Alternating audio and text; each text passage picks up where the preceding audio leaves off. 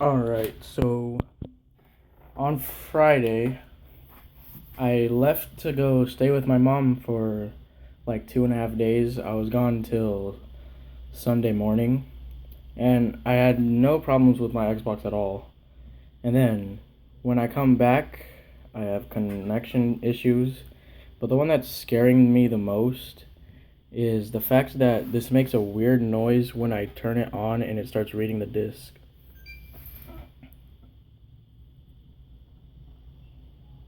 Wait for it.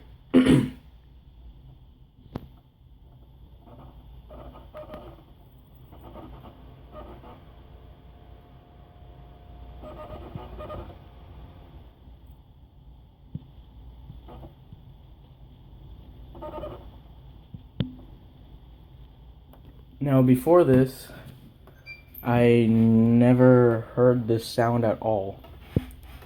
So I'm just trying to figure out if, like, what the problem is, if it's serious or not, how to fix it. If you have any ideas or know how to fix it, please tell me. Anyways, thanks for checking this out. And yeah.